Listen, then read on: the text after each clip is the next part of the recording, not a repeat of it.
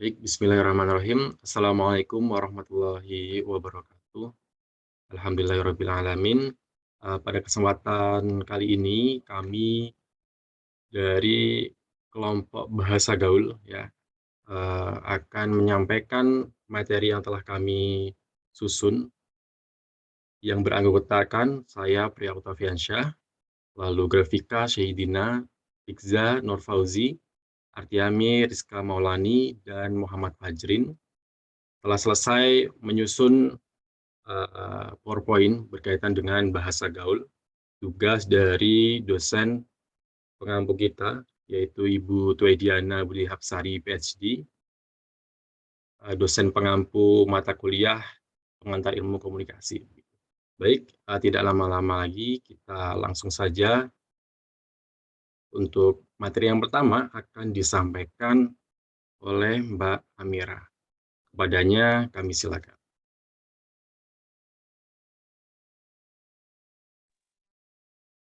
Terima kasih kepada Pria telah memberikan kesempatannya kepada saya. Jadi kali ini saya akan menjelaskan mengenai asal-usul bahasa gaul. Asal mula bahasa gaul atau yang dikenal awalnya ini prokem. Ini ada pada tahun 1950-an ketika banyak penjahat dan kriminal menggunakan bahasa sandi atau kode untuk melindungi informasi di kalangan sendiri. Pada awalnya, bahasa gaul digunakan untuk merahasiakan obrolan dari kelompok tertentu, dan yang mengetahui maknanya hanya anggota kelompok tersebut. Karena makna dari bahasa gaul setiap kelompok berbeda-beda. Akibat seringnya diucapkan dalam komunikasi, maka bahasa ini tidak lagi digunakan oleh kelompok tertentu, dan digunakan juga oleh kalangan pemuda. Puncaknya terjadi pada tahun 1970, ketika seorang pengarang dan wartawan yang bernama Teguh Esa menerbitkan novelnya yang berjudul Ali Tepan Detektif Party Kelir yang digandrungin kalangan muda waktu itu. Dalam novel tersebut, Teguh Esa melampirkan kosakata bahasa prokem atau gaul ini. Saya kembalikan kepada moderator. Baik, terima kasih atas penyampaiannya materi yang pertama. Selanjutnya, materi yang kedua yaitu cara penggunaan bahasa gaul yang akan disampaikan oleh Mas Fajrin.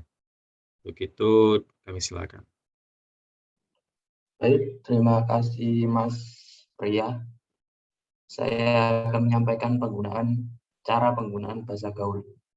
Masa remaja ditinjau dari segi perkembangan merupakan masa kehidupan manusia yang menarik dan mengesankan. Masa remaja mempunyai ciri antara lain mengelompokkan kenakalan. Ciri ini tercermin pula dalam bahasa mereka. Keinginan untuk membuat kelompok eksklusif menyebabkan mereka menciptakan bahasa rahasia yang kelompok mereka, atau semua sudah tahu mereka ini tetap rahasia. Bagi kelompok anak-anak, bagi remaja, bahasa rahasia tersebut bisa juga disebut sebagai bahasa gaul, karena dengan menggunakan bahasa rahasia mereka merasa bahagia remaja yang gaul, sehingga bahasa rahasia tersebut biasa disebut bahasa gaul yang mereka gunakan juga tidak sembarangan. Mereka sudah mempunyai ciri bahasa yang sudah disepakati sehingga mereka saling mengerti bahasa yang mereka gunakan. Gaul memiliki ciri-ciri sebagai berikut.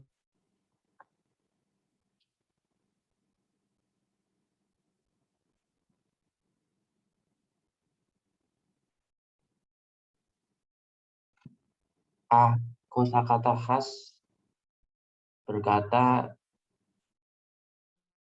bilang, bicara menjadi ngomong, cantik menjadi kece, dia menjadi doi, doski, kaya menjadi tajir, rese menjadi berabe, ayah menjadi bokap, ibu menjadi nyokap, cinta menjadi cintrong, aku menjadi gua, gue, gua, kamu. B. Penghilang huruf awal. Sudah menjadi udah, saja menjadi aja, sama menjadi ama, memang menjadi emang. Yang C. Penghilang huruf H. Sudah menjadi udah,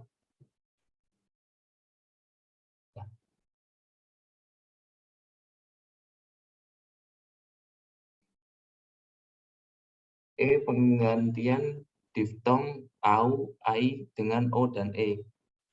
Kalau menjadi kalau, sampai menjadi sampai, santai menjadi sate, gulai menjadi gulai, capek menjadi capek, kerbau menjadi kerbau, pakai menjadi pakai, mau menjadi mau. Yang panjang pemendekatan kata atau kontraksi dari kata. Terima kasih menjadi makasih, bagaimana menjadi gimana, gini menjadi gini, gitu menjadi begitu menjadi gitu, ini menjadi ini. Yang peluluhan sufiks. Peluluhan sufiks seperti membaca menjadi baca, bermain menjadi main, berbelanja menjadi belanja, membeli menjadi beli, membawa menjadi bawa, pekerjaan menjadi kerjaan, permainan menjadi mainan. Yang H, nasalisasi kata kerja dengan kata berlawanan. C, mencuci menjadi cuci, mencari menjadi nyari, mencium menjadi nyium, menceletuk menjadi nyelentuk, nyeletuk, mencolok menjadi nyolok.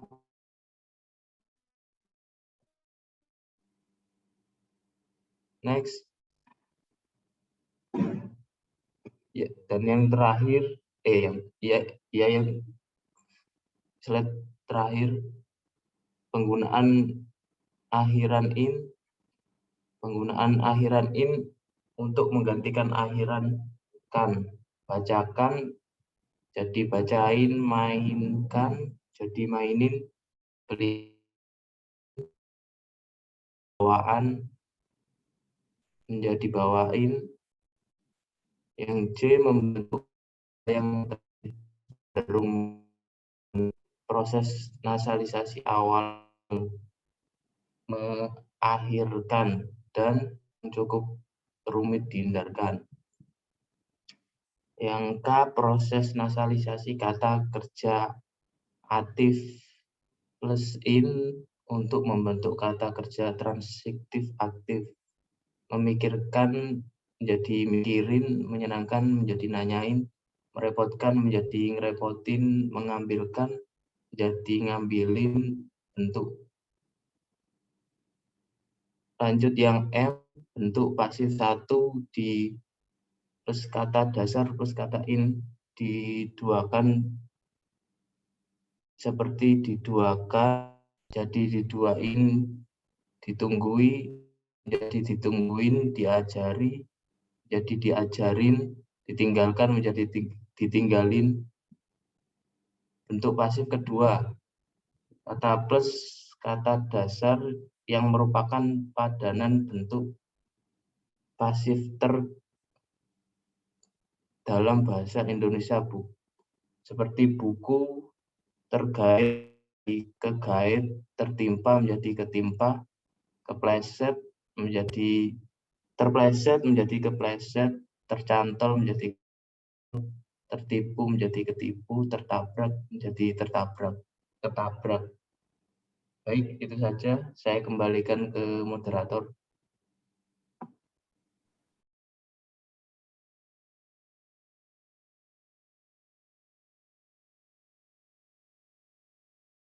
Baik,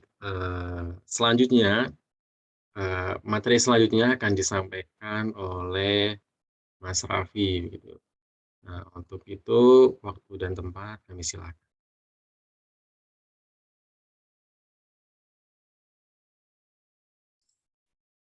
Baik, terima kasih kepada moderator. Selanjutnya saya akan menyampaikan bagaimana cara menyebarnya bahasa gaul ini. Awalnya bahasa gaul oleh kelompok tertentu, hanya oleh beberapa kelompok tertentu karena tujuan dari anggota kelompok tersebut saja yang mengetahui maknanya. Setiap kelompok memiliki bahasa gaul mereka sendiri, sehingga orang yang bukan anggota kelompok tersebut tidak mengetahui makna bahasa dalam berkomunikasi. Namun, bahasa program oleh yang tidak dan tempat yang khusus, melainkan pada situasi dan tempat yang umum. Terlalu seringnya menggunakan bahasa program ini orang awam yang bukan anggota kelompok tersebut lama-kelamaan mengerti makna dari bahasa sandi tersebut. Pada akhirnya penggunaan bahasa program ini tidak hanya digunakan oleh kalangan anggota kelompok tertentu saja, tetapi orang awam yang bukan anggota dari kelompok tersebut juga mulai menggunakan bahasa prokem dalam kehidupan sehari-hari mereka. Oleh karena itu, makna dari bahasa prokem tidak lagi menjadi bahasa yang memiliki makna rahasia. Seiring berjalannya waktu, sejalan dengan adanya perkembangan teknologi komunikasi menyebabkan perkembangan bahasa menjadi pesat. Hal ini didukung dengan mulai munculnya situs jejaring sosial di dunia maya yang digunakan oleh masyarakat.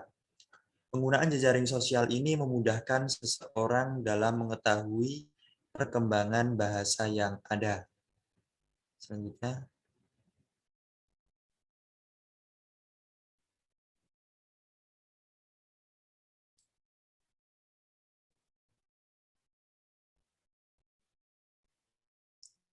saat ini banyak di kalangan remaja yang menggunakan bahasa gaul dalam bahasa sehari-hari. Bahkan para remaja ini mulai menciptakan bahasa gaul yang digunakan di kalangan mereka. Para remaja ini membuat bahasa Indonesia menjadi gaul dengan cara memplesetkan bahasa Indonesia. Sebenarnya bahasa gaul sendiri sudah ada sejak lama, namun penyebutan bahasanya yang berbeda sebagai bahasa prokem.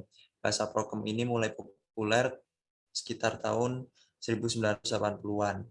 Awalnya bahasa gaul digunakan oleh kelompok-kelompok saja. Hanya digunakan oleh beberapa kelompok tertentu karena tujuan awal dari bahasa ini agar anggota kelompok tersebut saja yang mengetahui maknanya, seperti yang sudah dijelaskan di slide awal tadinya.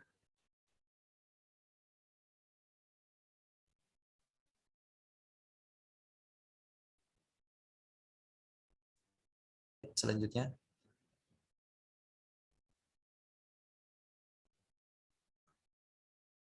Ya, tidak hanya di tahun 80-an, sekarang pun komunitas yang berbahasa gaul dengan mencampurkan bahasa Indonesia dan beberapa kata di bahasa Inggris. Orang sering menyebutnya sebagai bahasa Jaksel Selatan.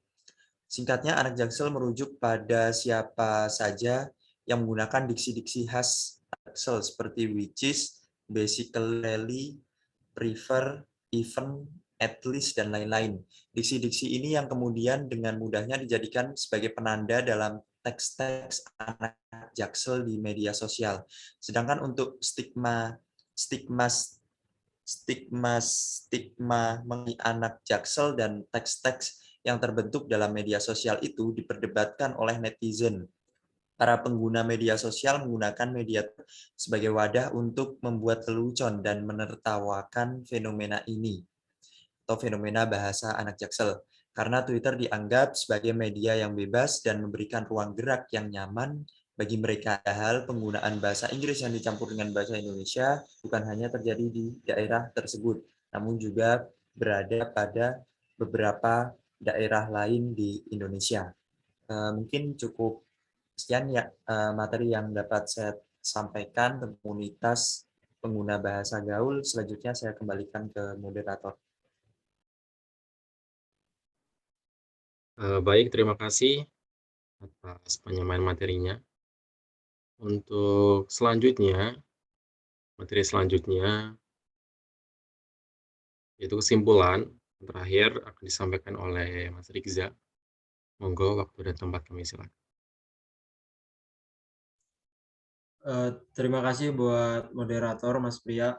Jadi di sini saya akan menyampaikan apa yang sudah dijelaskan secara panjang lebar sama teman-teman yang lain, yaitu kesimpulan dari bahasa gaul ini. Jadi asal mula bahasa gaul atau yang juga disebut sebagai bahasa prokem ini ada pada tahun 1950-an ketika banyak penjahat dan kriminal menggunakan bahasa sandi atau bahasa kode untuk melindungi informasi di kalangan mereka sendiri. Saat ini banyak di kalangan remaja yang menggunakan bahasa gaul dalam bahasa sehari-hari mereka. Bahkan para remaja ini mulai menciptakan bahasa-bahasa gaul yang digunakan di kalangan mereka sendiri. Dan pada pokok pembahasan bahasa gaul ini dapat disimpulkan bahwa bahasa gaul sudah ada sejak dahulu hingga sekarang, dikarenakan bahasa ini mudah dimengerti dan jelas dalam pengertiannya, sehingga bisa eksis hingga kini. Mungkin cukup sekian kesimpulan yang bisa kami sampaikan. Saya kembalikan ke moderator. Terima kasih. Baik, terima kasih atas penyampaian materi oleh para pemateri kita pada kesempatan kali ini. Cukup menarik materinya, yaitu tentang program atau bahasa gaul. Nah, yang sudah disampaikan tadi itu ada macam-macam, ada dari asal-usul, ada dari tata aturan pemakaian bahasa, lalu komunitas penggunanya, cara tersebar penggunaan bahasanya gimana, lalu ada kesimpulan. Nah, jadi memang ketika kita membahas atau melihat bahwa bahasa gaul itu memang sudah dari dahulu kala, tapi ternyata sampai sekarang ini masih eksis. Nah, jadi memang karena mudah dimengertinya bahasa gaul, dan sampai sekarang pun masih ada. Nah, itu materi dari kami, kelompok kami, tentang program atau bahasa gaul. Semoga teman-teman semuanya yang menyaksikan video presentasi pada kesempatan kali ini bisa memahami materi apa yang telah kami sampaikan. Baik, akhir kata, terima kasih semuanya. Nun wal qalami wa masturun. Assalamualaikum warahmatullahi wabarakatuh.